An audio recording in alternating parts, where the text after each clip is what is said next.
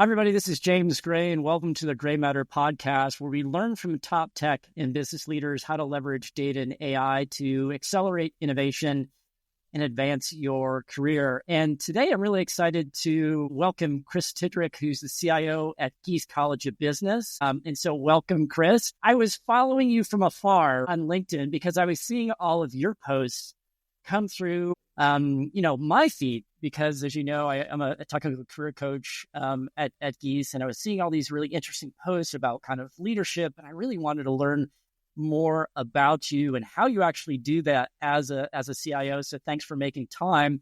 And let me tell you a little about Chris's background. Chris is a seasoned technology leader with over 30 years of experience driving digital transformation in higher education. As the Chief Information Officer at Gies College of Business, he leads strategic initiatives to enhance data-driven decision-making, student success, and operational efficiency. He also chairs the Generative AI Solutions Hub at the University of Illinois, Urbana-Champaign. He regularly shares his insights through his Candid conversations on leadership podcasts, which we're going to talk more about, speaking engagements, and Substack writing. So, Chris, welcome to our discussion. Thank you, James. And thank you for following me on LinkedIn. Very happy to be here and have a conversation with you today. Yes, well, good. Thanks for making time out of your busy schedule. So tell me a little bit about, and for the people who are going to be listening, what do you do as a CIO at Gies? Yeah, so my job at CIO is, I'm leading the IT and data initiatives at the Gies College of Business. I lead a team of, I think we're up to about 35 people now. It's grown quite a bit. We were 8 years ago when I started at Gies, we had 8 people. Now we have 35. So we've invested quite a bit. But we do data, we do traditional IT infrastructure, we do classroom and learning support. But I'm also, I think outside of that, the CIO job really is one of kind of relationship and stakeholder management. Like I am our liaison with our executive leadership team at the college. My job is, I have to interface with the CIO of the university, my counterparts at other academic units in the university, so that I'm making sure that the resources of the university are also aligned with what we need to do at Gies. Sure. Okay. Well, great. And like I said, I was seeing these posts about your style of leadership, and you have a Substack called Think, Feel, Lead, and your companion podcast, Candid Conversations on Leadership.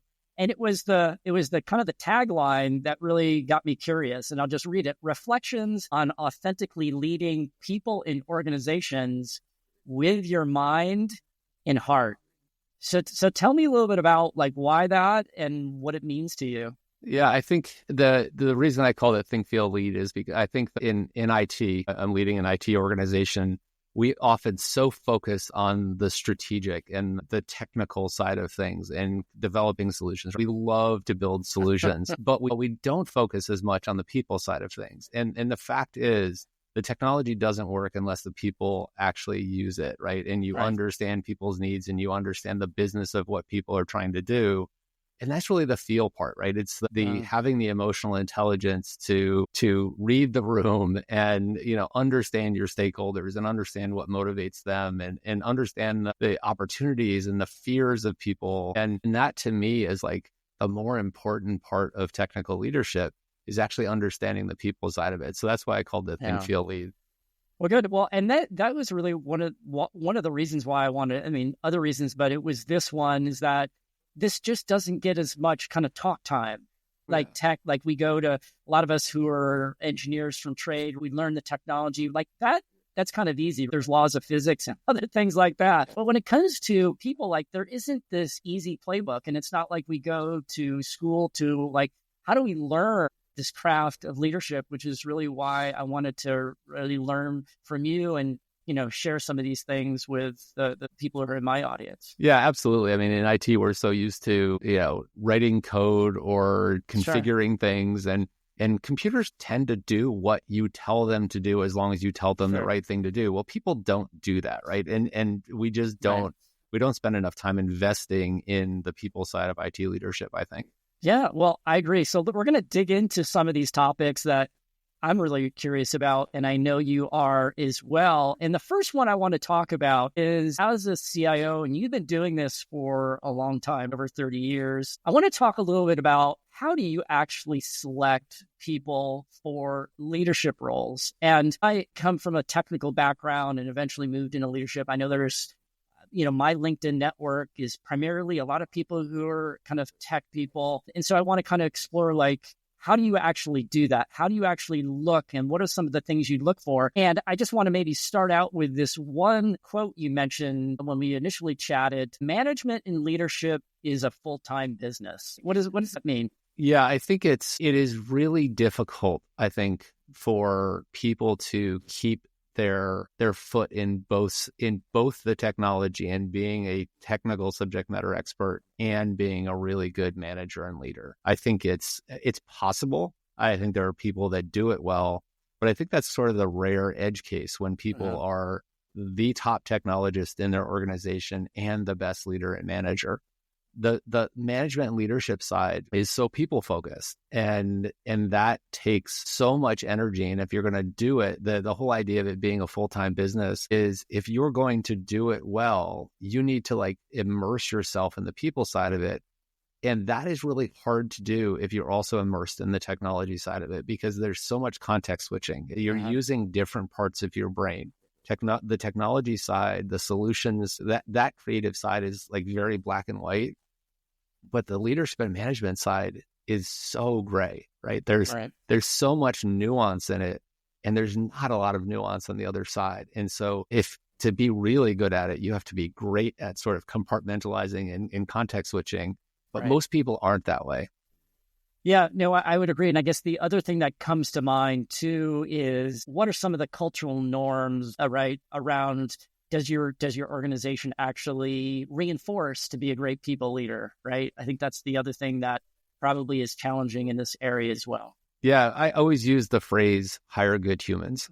And when we're hiring for people, even when we're hiring for technical roles, that is our number one thing on the top of the list, is hire good humans. Because even if you're just doing technical, like let's say you're sitting and you're writing code 100% of the day, you still have to interact with your colleagues. You still have to interact with our clients that we're building products for. And you have to, I was in a talk by Brene Brown a few weeks ago. She spoke at the EDUCAUSE Higher Ed IT conference, and she basically said, I'll not use the curse word, but she used in the middle of this, but she basically said, I don't care how smart you are if you're not fit for human consumption. And so that like really resonated with me. And that goes along with this idea of hire good humans, because at the end of the day, we're people. Like, we're people working together towards a common goal, and you have to be able to get along with people. You have to be able to communicate well. So those what I think we've traditionally called soft skills. A lot of people are calling them power skills now. But those skills are really important, even for the technology folks on our team. Well, I love that hire good humans, I think is what you said. I really like that, looking at beyond people's technical skills, right, of what they bring to the table. Yeah. So tell me, what else do you look for in candidates where you've done this? Like, what else? What other things? So for leaders and managers on our team, it is absolutely the top quality is somebody who's going to come in and really support people and lift them up. One of the things that I learned maybe a little bit too late in my career was, as a leader and manager, it's not about you at all. Right. It's about your people and about motivating them and supporting them and giving them opportunities.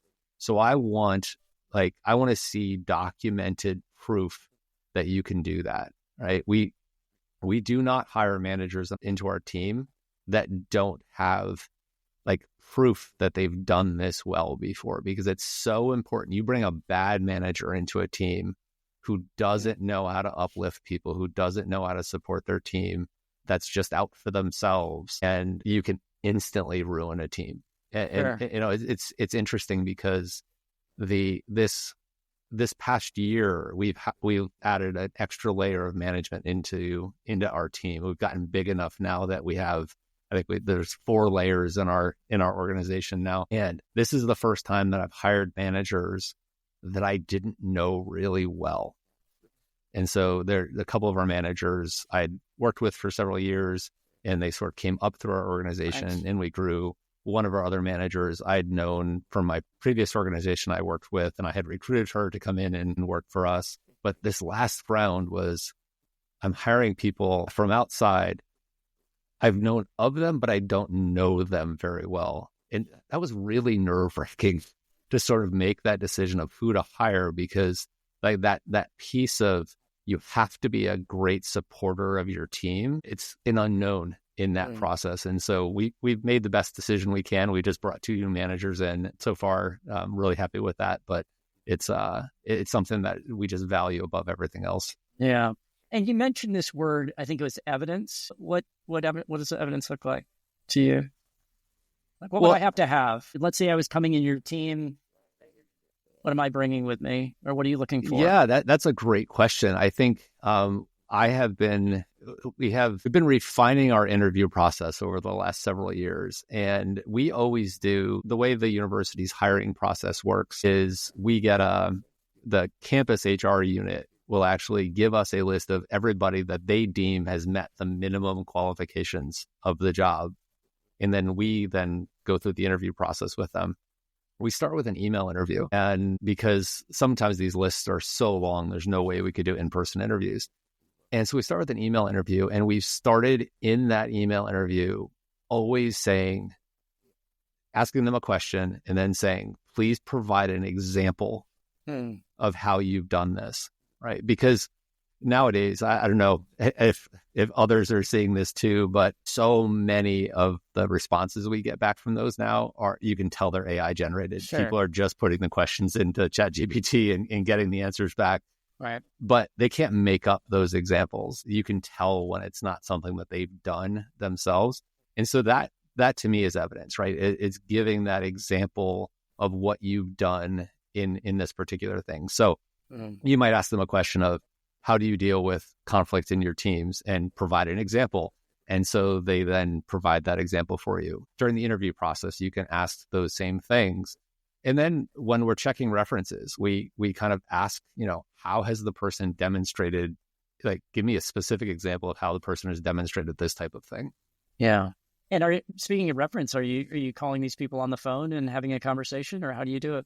I actually do email references as well. We send an email questionnaire to people, and there are downsides to that, right? You don't hear intonation in people's voices. You don't necessarily see their look on their face. Yeah, but I've gotten really good at, like, sort of when you get that email reference back, being able to read between the lines of, if this person isn't standing on top of the mountain and singing the highest praises of this person, they likely have reservations about this person, right? And so you can read between the lines. And I actually think that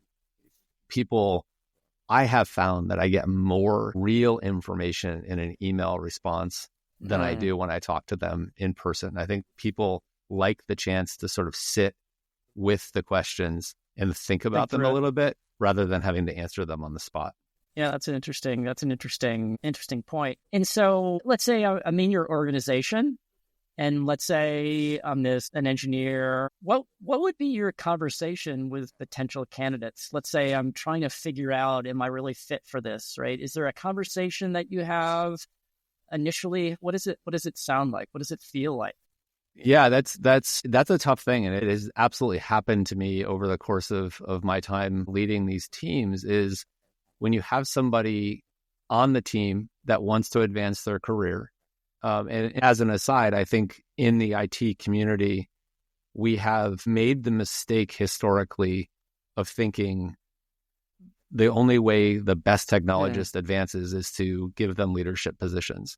I think that is, like, really the wrong way of going about it, because not only does someone who is a great technologist, the chances of them also having the great potential as a manager and leader is small because of what we were talking about before.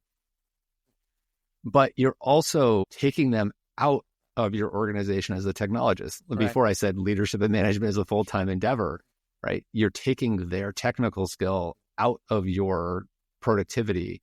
And so it hurts the organization in two ways. You have somebody who's not a great manager, and you also lose their technical skill because they're spending so much time leading Sure. and managing. So to me, it's being direct with people. It is like having real conversations about what they really want to do. If they really want to lead and manage and they've expressed that interest, then I will talk to them and say, okay, we're going to give you practice, right? Okay. We may give you, we at the university, we have the advantage of hiring student workers, right? Student workers are really low risk, people to give somebody to manage. Say, okay, manage them on this project, see how you do, see how you help them grow and learn. And then you can kind of develop some evidence. You also give them some practice of what it's like to manage a person in a sort of a low risk environment. And they may go, oh, I hate this, right? And students actually give, I think I called them low risk, but they also present challenges too, because the average student, their campus job is probably 10th on their priority list. And that's like after going out to the bars on Thursday night. And so they can present their own kind of work, manager challenges. But it's in this low risk environment. And if a student's not working out, we're just like, okay, you're not employed here anymore. Go, we'll just go find another student. And so I can give those kind of opportunities. But I also think having that real conversation about, okay, you want to advance your career. You want to climb up whatever ladder there is. Let's look at a ladder that's actually a technical ladder. And, we have essentially for all of our positions, we have sort of an associate level, a regular level, a senior level, and then in some cases, an architect role. And so let's look at, what is your path towards architect? Because in most technical positions, they're going to end up making as much money in an architect role as they would if they kind of got into like an assistant director role. And most people aren't going to like rise to the CIO level, even if they do go into management. Right. So they can do well by themselves from a salary standpoint by going through a technical role. And so have those real conversations with people and say, what do you really want to do? Let's help you grow into that place that you really want to do. Then there's also like what happens when there's this perception of if you go out and hire a manager outside of your organization, that it might be seen as passing over like the senior technical person on your team and saying, you're not good enough to be the manager. And I think you have to, and I've actually had this recently, this exact situation with like one of our senior technical people on the team. And we needed to hire I was talking about that new layer of management that we have. It was over one of our technical teams. And I had that conversation with him and said, hey, you are one of our best technical people on the team. Do not want to, we don't want to lose your ability to spend time on the technical stuff, rapidly moving towards that architect role on our team. Do you really want, would you really want this, right? I want to have a conversation with you before we open this position. I don't think that you actually would be a great manager. You've said you don't want to manage people, but I understand the perception of that you might feel slighted by getting passed over. So just being real with people and having those conversations, I think, makes the biggest difference. Yeah. So a candid conversation, hence your podcast. And I was really kind of curious about if I was, let's say, this kind of star technologist in your team, and the conversation can get a little bit maybe uncomfortable a little bit, like, hey, what's Chris thinking? What am I thinking? And I think also what you just said, which is like, there's this thing where, traditionally, like, well, hey, if I don't go into the manager track, I'm not going to seem as important, or I'm not going to make as much money. But what I'm hearing from you, right, you've got these technical tracks that you recognize, like a technical track is its own a craft and a career, and the management leadership is one in its own. And so what I hear you telling me is, if I was that technologist, I would, if you've got anything more, like, what if I was that person? What else would you say to me that would allow me to feel safe, that I feel like you, Chris, are actually being open and honest with me in my best interest? What is that conversation? Yeah, I think a couple of things. One is, when we do hire the manager, make sure you're not hiring a manager that comes in with that same level of technical skill. right? And that may seem Okay. counterintuitive that you wouldn't want somebody managing a team that had like this high level of technical skill. But when we hire managers, we're hiring them to manage people and process. We're not hiring them to create solutions. And so if I tell my top technologist, we don't think you're like the right person to manage this team, because we want we respect your technical skill and we want you to continue leading from a technical perspective. And then we go and hire somebody that has equal or better technical skills than they do. That's the thing that's going to turn them off and say, I'm not valued here. Yeah. But we just did this. And the manager we hired, she is going to come in and she is going to be a great people leader and she's going to be a great process leader. But she doesn't have the same level of technical skill as really any of the developers on our team. Sure. And so it not only my words, but my actions and who I did hire as the manager tells them we value your technical skills and you're still going to have influence on our path forward. Yeah, I know. I love this point, like you're just making, because then that can get really goofy, as you said. And I think it's an unusual for somebody to be a great technologist and a great leader. I think those tend to be outliers. Do they exist? Yes, but as you point out, like each of these are a full-time business. If you want to be kind of great at it, you really have to make that a full-time job, as you said. Yeah, and I get it. Like first 7 of those 30 years you mentioned earlier, my first 18 years were actually as a developer. Like I was the technologist. And I got to this place where there was an opportunity of the organization that I was in before. They were opening up an IT director job, which they'd never had. There was nobody actually leading IT for the organization, which is in retrospect is kind of weird. Right. But and I was getting to the place where the technology was getting really hard. The thing I always say is it was starting to hurt my brain. And like getting better at the technology was a real challenge for me. But I found that working with people and working with our clients and working with my colleagues and mentoring some of the younger developers on the team, that was something that I felt really passionate about. And those are the things that brought me joy. And so I decided to make the jump and I got the opportunity to lead the IT team at that organization. But it was I realized that the management leadership side was actually something I was going to be better at instead of the technology side. Yeah. Yeah. Well, and I love that this, I guess, technique or this practice that you have within your organization of giving people an opportunity to learn by doing on the job and giving them a chance both for you to see evidence as well as them to kind of practice this craft a little bit to say, ooh, I really like this, or hey, it's not what I thought it was. Because a lot of times we don't give people that chance to practice a little bit. It's either, hey, are you posting for this job or not? Right.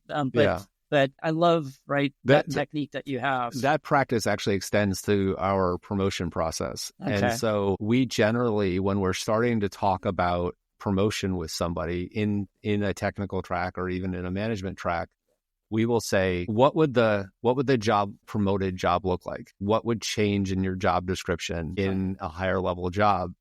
And we will give them those responsibilities for about 6 months before the official promotion goes through, right? So it gives them a chance to sort of feel them out, gives them a chance to say, whoa, I don't want this, right? Generally speaking, they don't say, I don't want this because they like to advance. But it also gives us a way to see them in that role and growing before we actually make the formal promotion. And that has worked pretty well. And as long as we're really honest about it and kind of have integrity in how we manage that and don't just give somebody all this new responsibility and then give them the promotion. Right. It works. And I think people really appreciate the chance to sort of test drive it. Yes. No, I love that. And so you mentioned about giving some people feedback. Let's say I was in your organization. I came to you and say, hey, Chris, I'm really interested in exploring this. Are there any other things that you would give them around what the bar looks like or things that they might need to do to demonstrate that they're kind of equipped to leadership? Any other things that you think about? Yeah, I think it really is giving them those opportunities to lead. There's a real distinction in my mind, and I think probably most people's minds that think about this a lot.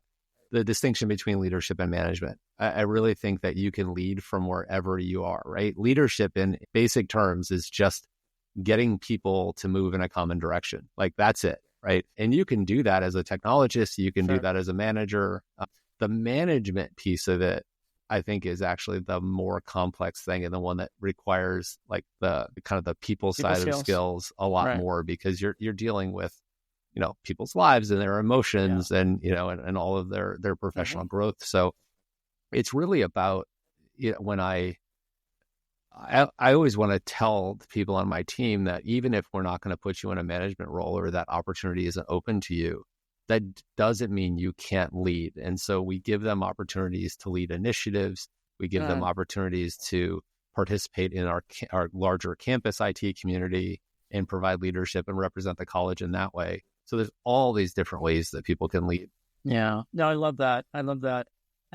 Maybe just to close on this particular topic, like the other thing that comes, right, there's the candid conversation, right, with, let's say, the individual who maybe is not suited for this, right? And for some people, is the example that you shared is like, whew, that's a sigh of relief, right? So you've had this candid conversation with this person.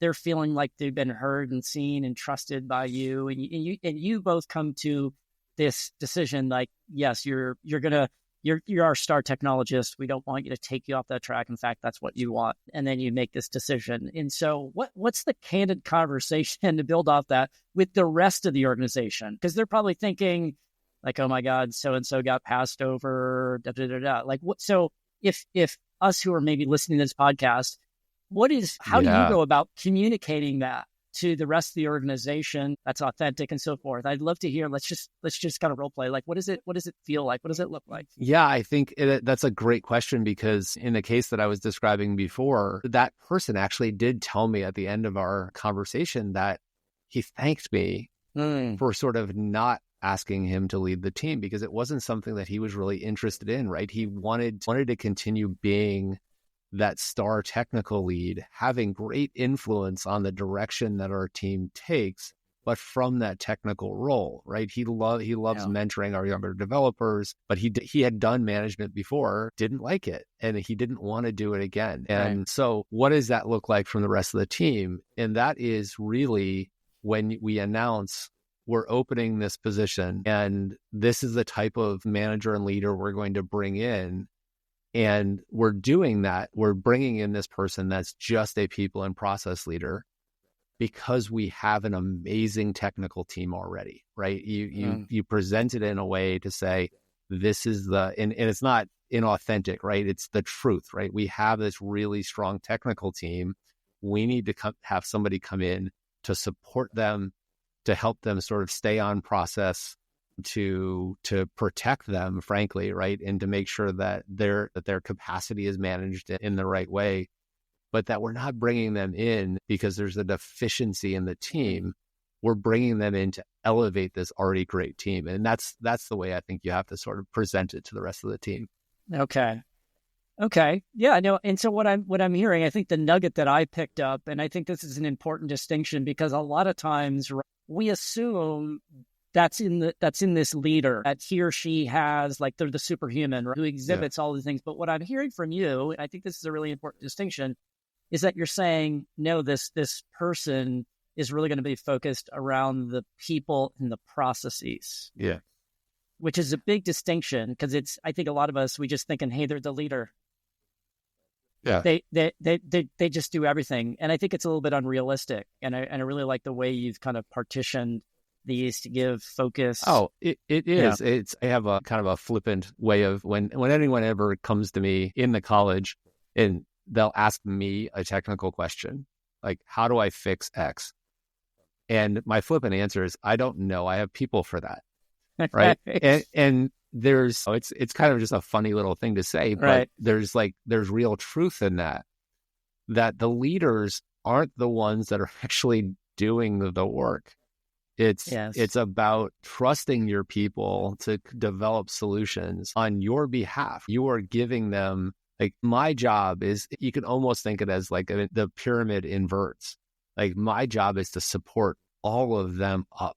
Right. so that they can do great work. And I need to trust that. If I had to come up with all the solutions, we'd be an awful team. Like I haven't written a line of code in 12 years. It's like, I'm not going to develop solutions anymore. Right. Yeah. Right. That's good. That's awesome. Well, let's assume, let's kind of continue to build off of this. Let's say, yeah, I'm that kind of rock star technologist in your team. But I've realized that through this evidence that you talked about, you deem me as someone who's a good fit. And so I'd like to talk now about, how do I, as this technical engineer, how do I actually transition into this new role in leadership? And I'm assuming it just doesn't happen overnight. And I'd love to hear a little bit about, because you said, this is what you did 12 years ago, or whatever it was. Yeah.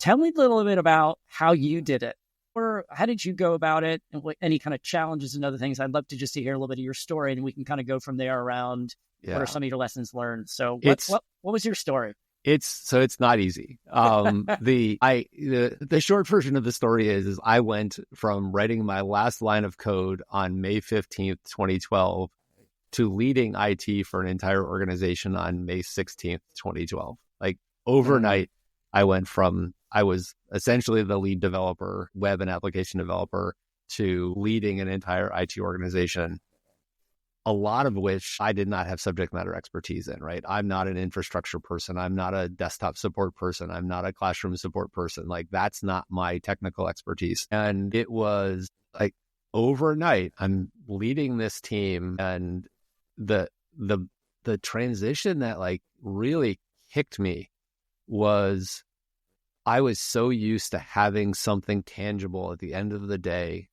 that I had created.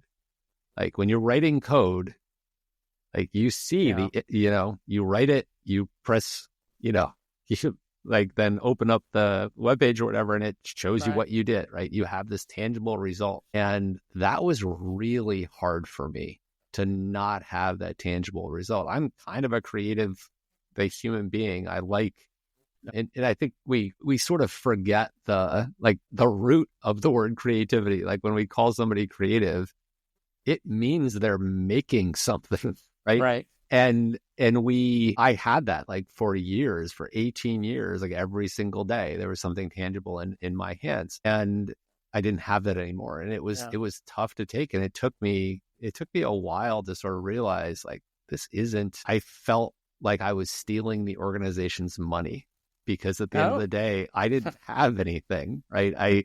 You didn't have the evidence, right? I didn't have the evidence. Yeah. I suppose like evidence is like a really important thing to me. But I didn't have that. And it took me a while to understand that like my team's creativity, my team's creations are also my creations.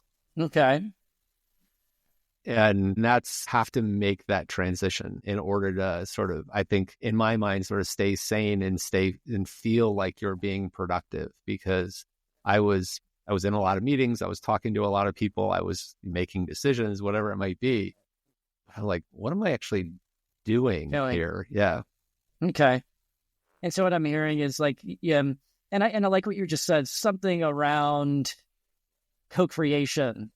Like in your past is technically, I had this thing. And I think you were feeling, it sounds like you were a little bit of loss because you, Chris, weren't creating something. Yeah. But it sounds like there was a little bit of a mindset shift around, no, wait a minute, I'm actually helping and co-creating space, support, and those things. And actually, I am kind of contributing to and co-creating these things that my team is creating. Is that how I should understand it? Yeah, absolutely. You could almost think of it as, if you think about how a movie is created, like when you're the developer, you're the actor, you're the person that's sort of putting the creative juice out there.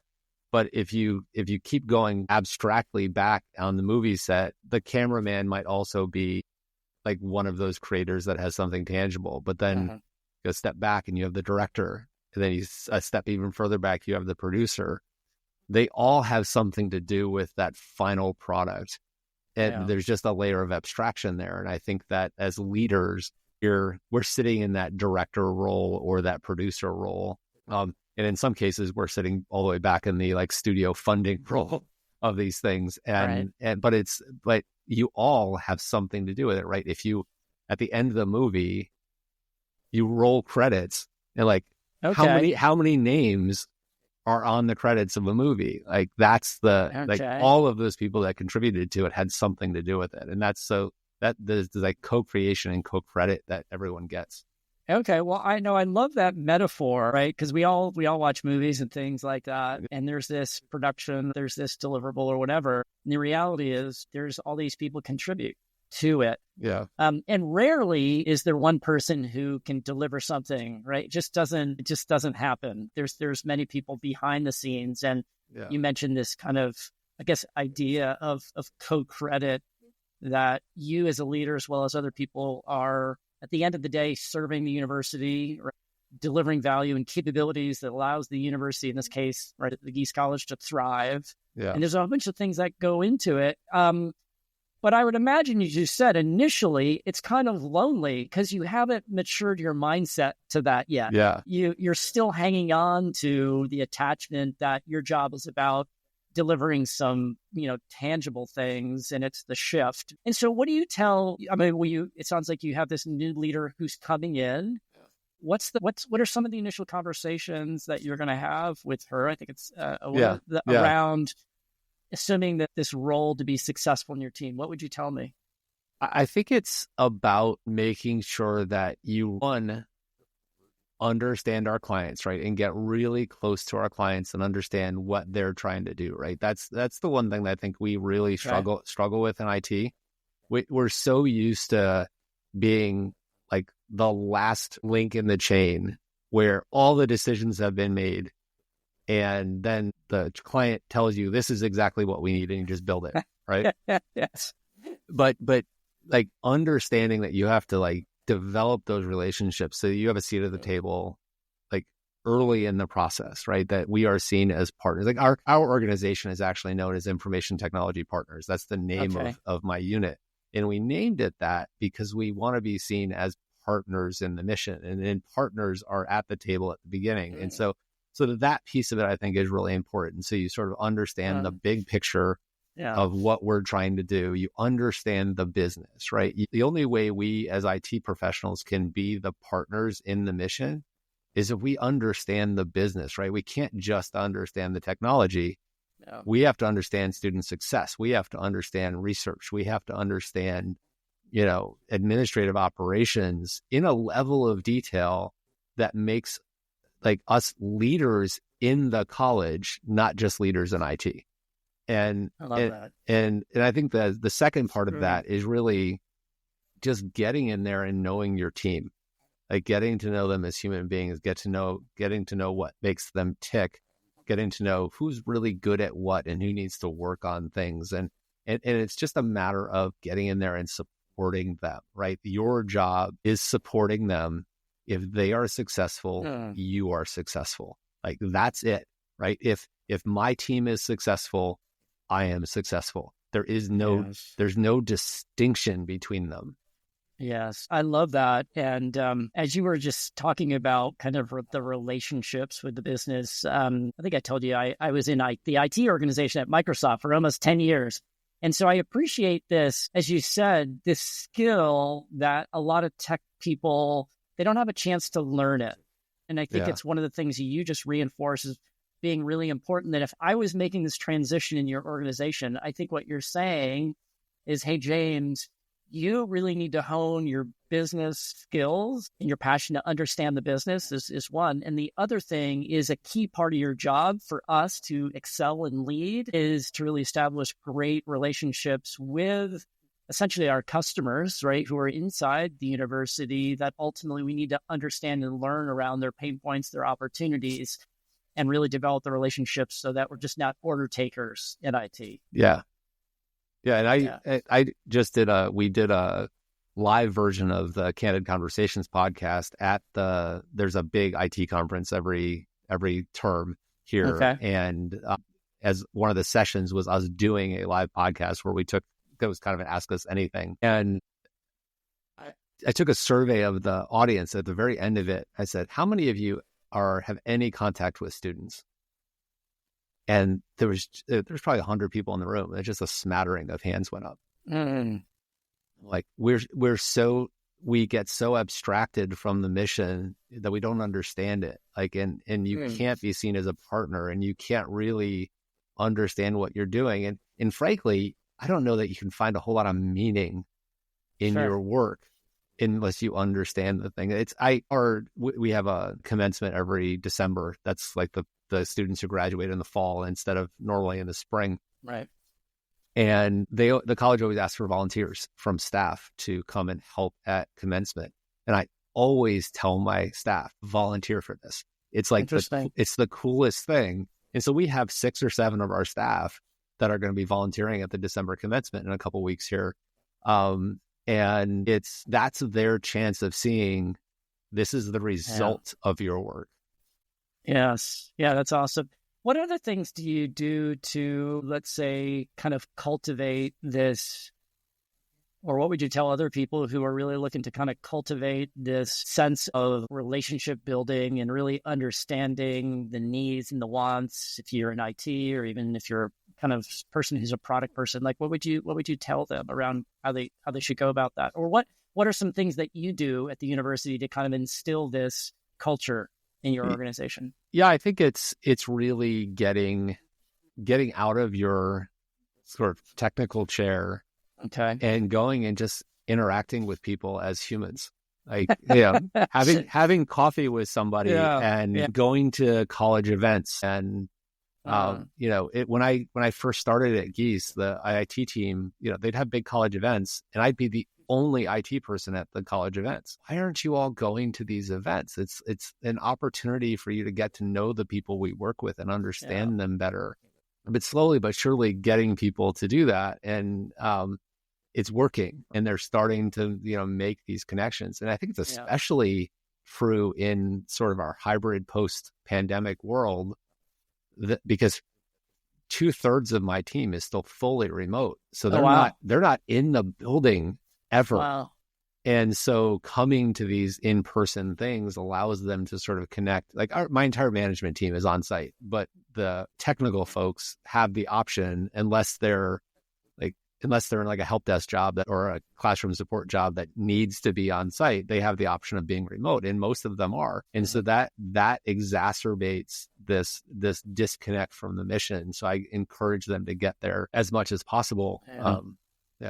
Okay. Yeah, no, I love these ideas that are kind of broadening what it means to be in a tech organization. And this transition from being a technologist to a leader is, hence a lot of the things that you talk about in your podcast, is connection, leading with your heart, leading with your mind, connecting with people, understanding the needs and wants of who we're serving, whether it's the students or staff within the university. And I know when we spoke a couple weeks back, you were also talking about something that you do, if I remember, where you have something that kind of communicates the value to the organization. So tell me a little bit of that around like that process, because that's another thing that your leaders would need to do to be storytellers around what does IT do. So tell me a little bit about that. Yeah, I kind of joke sometimes that IT needs its own marketing office, because we're not really good at that. And so what we started, I think we're probably the 5th year that we've done it, is we have a year in review where we get the whole team together in person.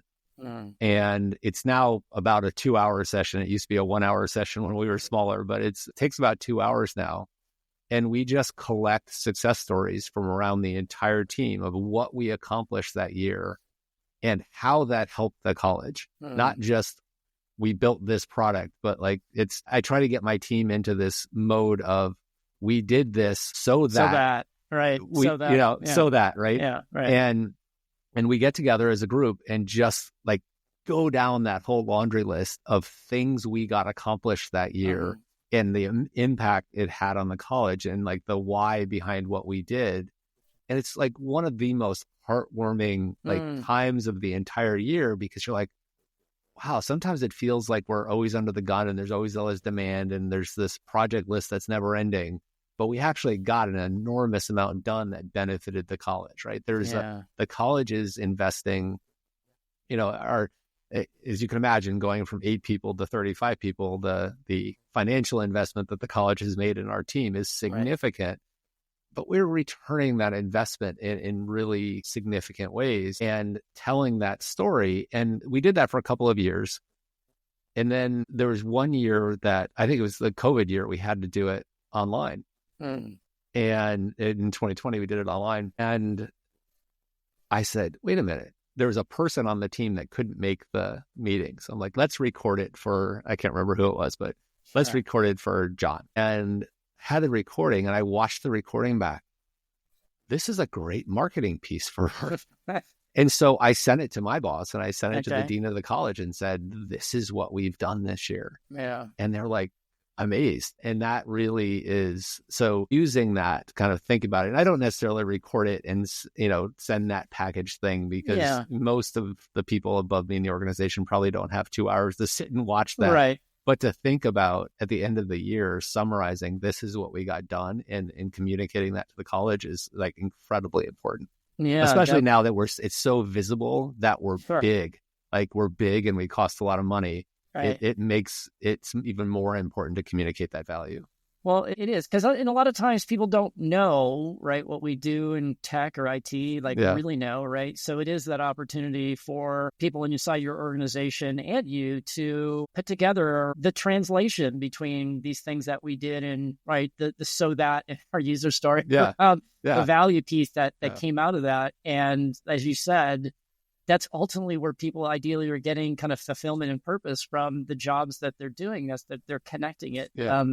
Right to that. And I think that can be a very inspirational thing that, hey, we're working on really good stuff, and here's our purpose, and here's the good things that we've done. And so who attends this? Just the people in IT, or do you bring in other people? It's just the people in IT. It's sort of an internal celebration, and we go down I used to do it all myself, but now that we have more managers, I actually have the managers talk about their own team success in there. So it's not just me blathering on for 2 hours.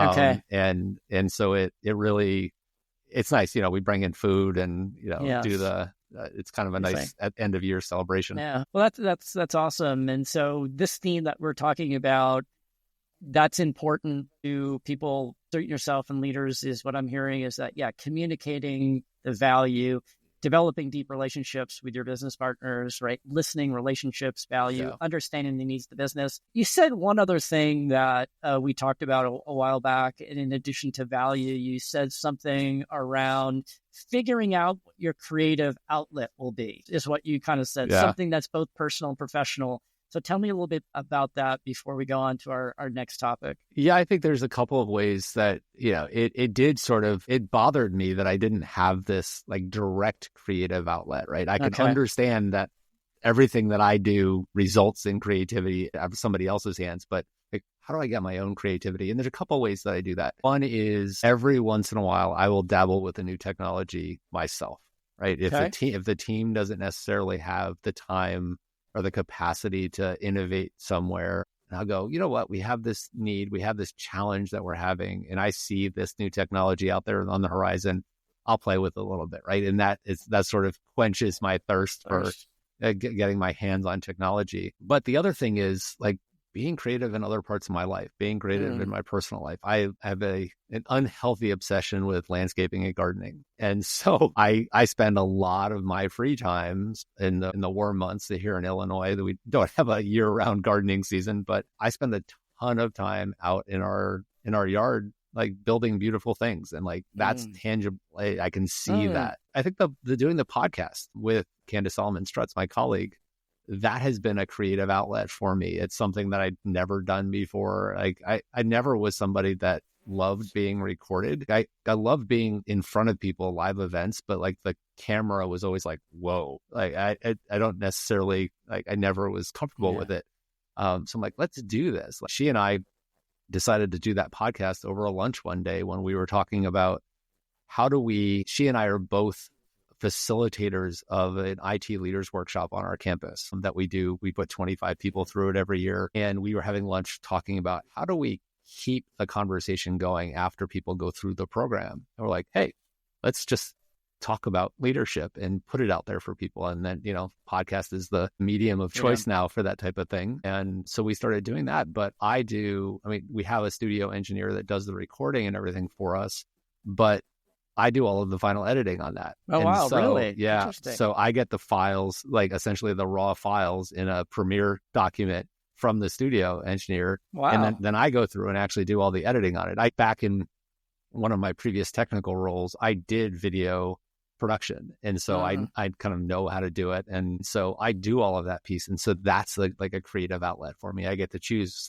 we have 3 cameras. And so I get to choose the camera angles and in which, what things we cut and that sort of thing. So that really kind of brings out, that's been a recent way in which I've kind of dabbled in the creative side, because I think all of us as humans like benefit from being creative in some way. And you can get away from that if all you're doing is leading and not being an individual contributor in any way. Yeah.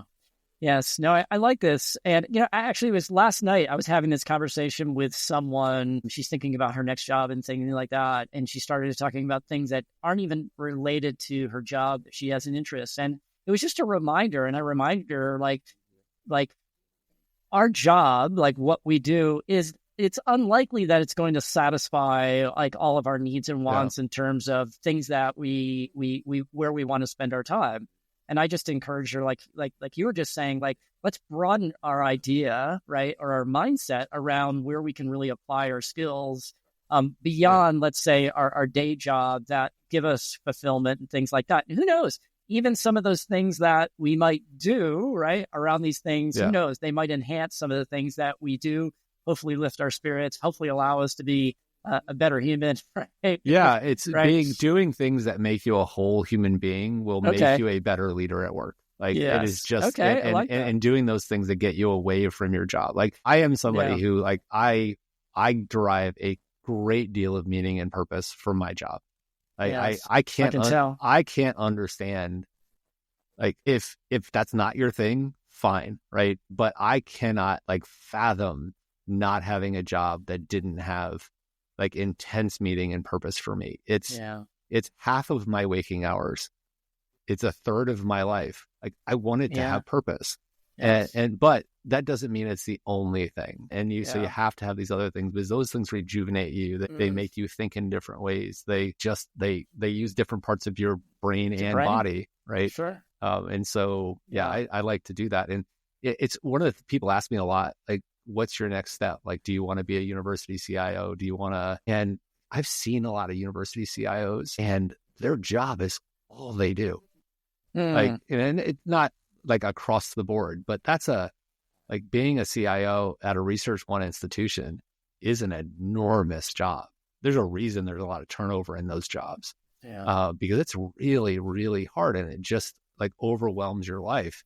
I'm like, I don't know that I want that, because I think it would probably make me a worse leader to not have the flexibility to do those things outside of work that rejuvenate me. So I'm not saying I won't ever do that, right? Anyone listening to this, that doesn't mean I'm not interested in that type of job. But it's certainly one of the considerations. Yeah, you've got that awareness around kind of the trade-offs. My last corporate job was a CIO as well. And so I agree with, like, they're very, very demanding jobs. They're very intense. The company runs on obviously the infrastructure you operate. It's crazy, right? It's a crazy job.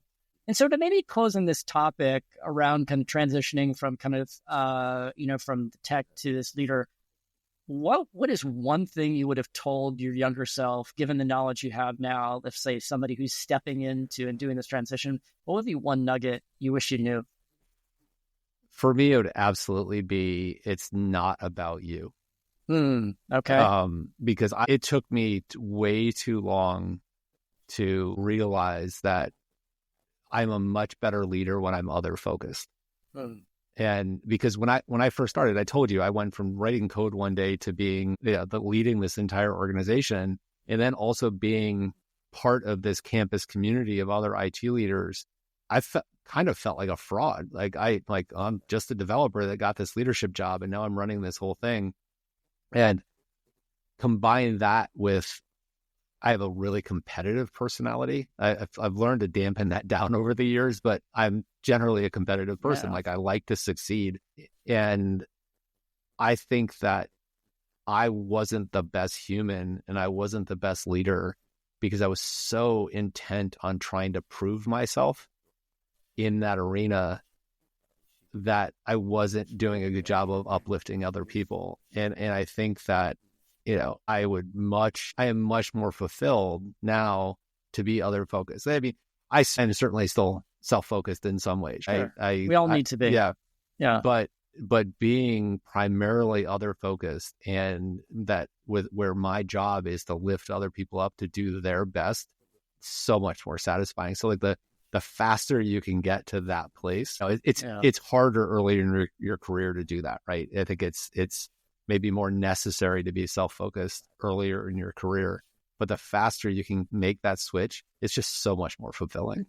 Okay. So what I hear you saying, one of the secrets would be, I wish I learned faster how to go from saying I to transition more around we. Yeah. Is kind of what I'm hearing. Absolutely. Right. And that could be in the language we use. Yeah. Like, we need to do this. So that's a good nugget to yeah. And I don't know. I mean, if a psychologist kind of dug into it, it probably had a lot to do with the fact that I was struggling to, I didn't have that tangible thing. Sure. And so I was like, I, because I was trying to justify my existence as a leader. Right. And eventually you're just like, oh, wait, it's us. Like we are doing this together. Yes. Well, and it's also the shift of what your identity is. And I know I learned a lot about this last year when I did my leadership coaching certification.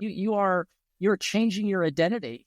And that's going to be very unsettling because you're evolving into something else. And that thing that you're evolving into that's different is, right, it's a little bit unknown. Yeah. Right. But it's at the center of obviously your growth. Yeah. And you just need to kind of trust and lean into it. Yeah. And to kind of add on that, I think the second thing I would add is learn about leadership.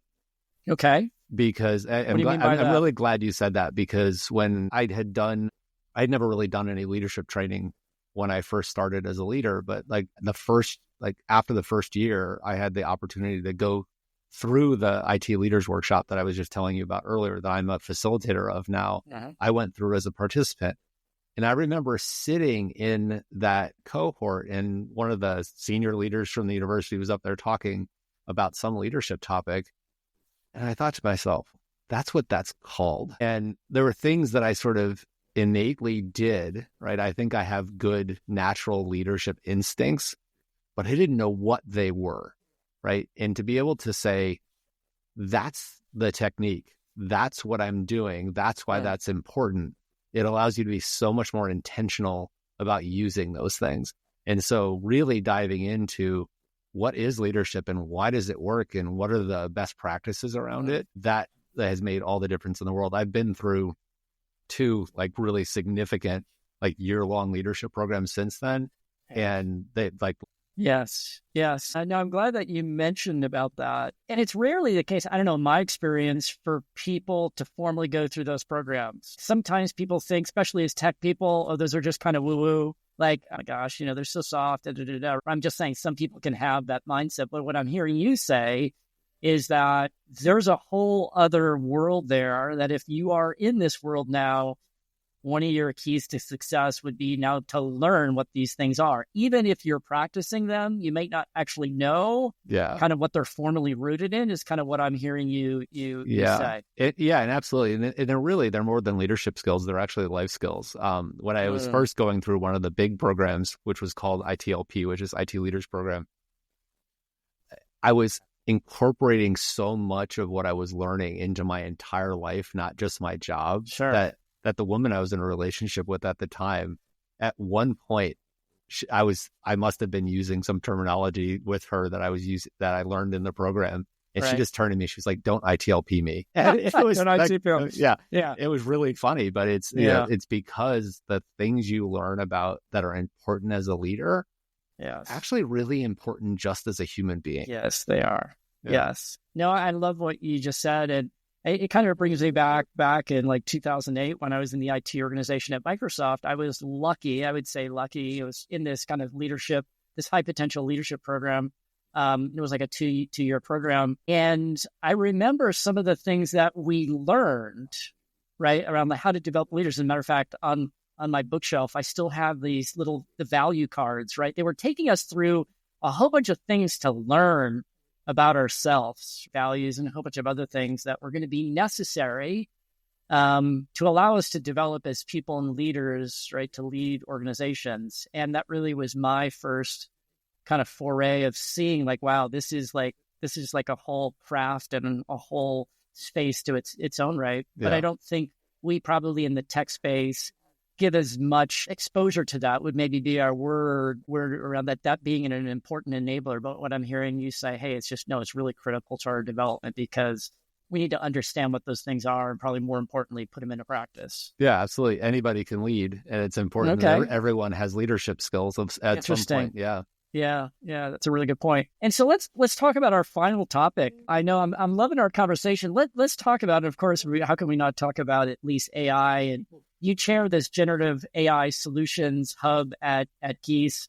So you obviously think about this both professionally and personally. But I want to hear what Chris's secrets are for using AI to become a better leader. And I know you gave me a little bit of hint to this. So tell me a little bit about either what you do, some ways that you use these. Because I want to learn and I want to put some of these into practice. Yeah, I think in my role in the Gen AI Solutions Hub at the campus level, we're looking at how do we use this in administrative operations, how do we use this in teaching and learning, and how do we use this in research.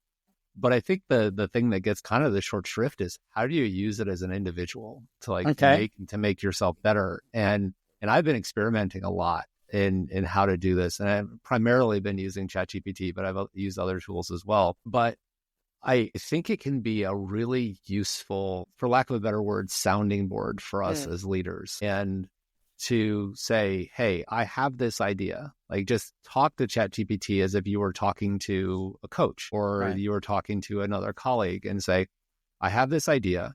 This is my idea. This is why I think it's a good idea. Give me some alternative views to this idea. Tell me what I might be missing. I use it a lot when I'm writing on Substack.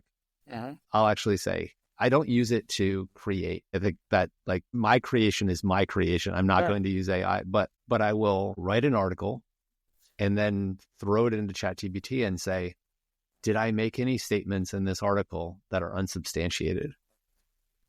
And it's really good at saying, hey, you said this, but you didn't back this up. And then it allows me to go back in my own words and go, okay, I need to actually explain this piece a little bit more. And maybe I said something that I shouldn't have said because I haven't backed it up with anything. Sure. But there's also this piece of, it's just a great sounding board and devil's advocate. And especially I've got ChatGPT on my phone. And so it has advanced voice. And the advanced voice is actually available in the web version now for those who have the paid plans. Yeah. And it allows you to just converse with it. So I can be driving somewhere, let's say I'm on the road to Chicago someday. Sure. And I can talk to ChatGPT and have a conversation and just ideate out loud and have something that gives me feedback. Like that is incredibly powerful. And I often wonder, you're in the coaching industry. I have certainly coached a ton of people in my time. I almost wonder what the impact is going to be in the coaching industry. Yeah. Or can we scale it? Could this is just an idea that I've been kind of rolling around in my head with the advent of companies like Synthesia and HeyGen who have these digital avatars, that could we train them as us? Yeah.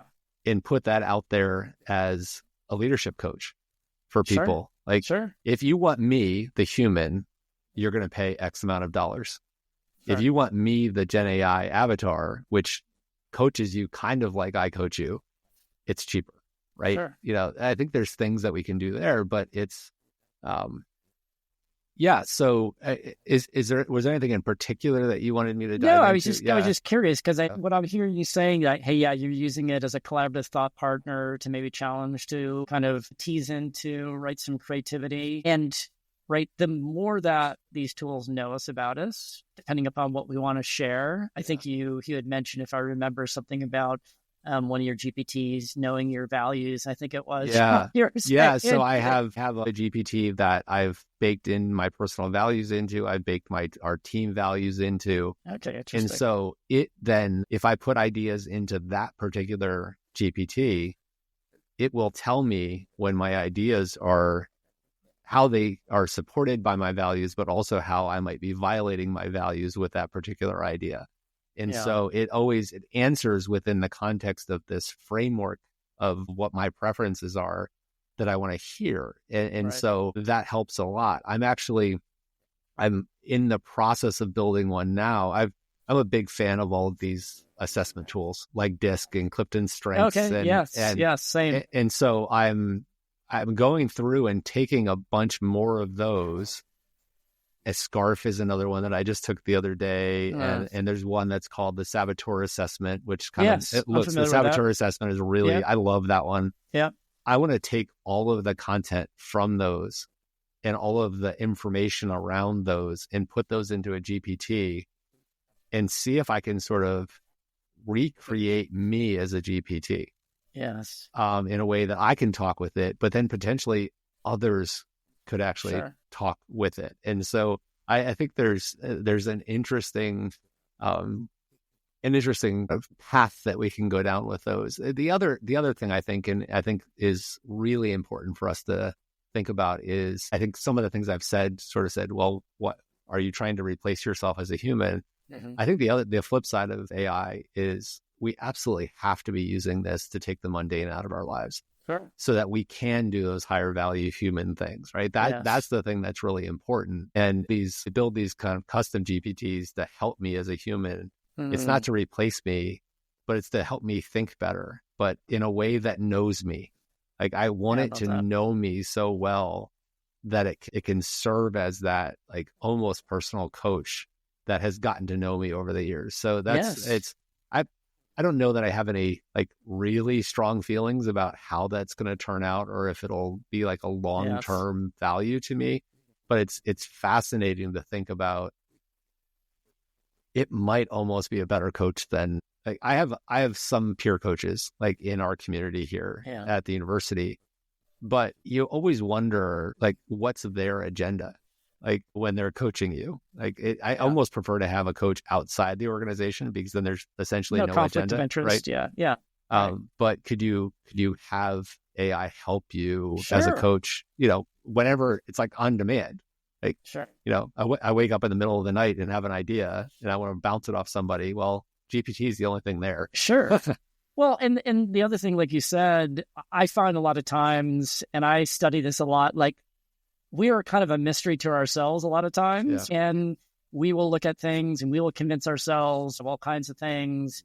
But to your point, like when we're able to share, securely all these things about us and have a machine objectively look at these things and maybe derive some other things, I think that just gives us some more insights. Going back to your theme of being a great human, I'm always enamored with these assessments. I did, so many at Microsoft, but then I always wondered, like, what do I start to do with these? And I think what you're saying is that, hey, there's actually some things that we can do to maybe glean out some additional insights, use these tools as a collaboration partner to be more effective, to be more creative, and to learn more about ourselves, become, as you said in your own words, become a better human. Yeah, I think it can help us with teams as well. I built a GPT that's just on like the Clifton Strengths Assessment. And like our entire team does Clifton Strengths. So I've got everybody's top 5 strengths. And so I've programmed this GPT so I can say, so-and-so and so-and-so are having conflict around this issue on the team. Here are their top 5 strengths. Is there any insight that you can give me based on these top 5 strengths that might be, a source of this problem? And it's been really good at, I don't know if it's helped me like instantly solve any of the issues, but it has given me insight of, somebody's top, one of their top strengths is belief, right? Mm-hmm. And so they are somebody who really believes that sort of there's black and white in the world, right? Yes. And, how does that influence how they're interacting with other people on the team? And I actually put that out there to anybody on the team because everybody knows everybody's top 5 strengths. If you want to use this to maybe help resolve some conflict, go ahead and do that. And those kind of things, Yes. I think you're right about. It gives us insight on others and ourselves that we may not be able to see. As self-aware as we might be, we all don't know ourselves completely. And to be able to see different perspectives on yourself, it's almost like being able to do a 360 on yourself on demand. Sure.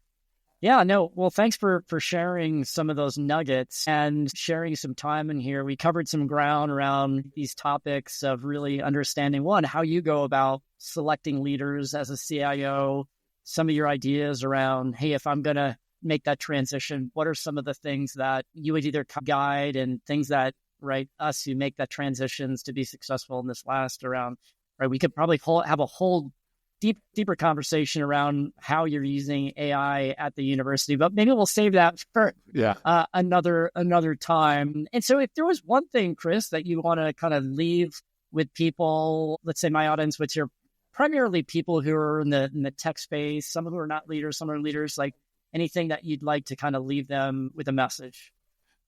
I think the message that I would say, I think is related to a couple of other things I've said today, but it is the future of IT is actually people.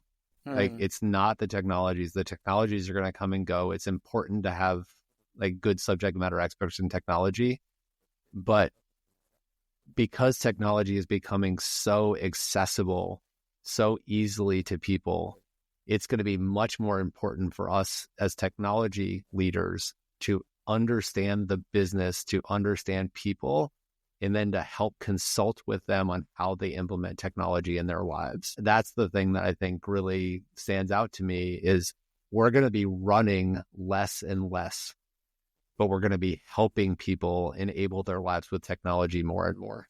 Wow. Thanks for sharing that kind of nugget here at the end.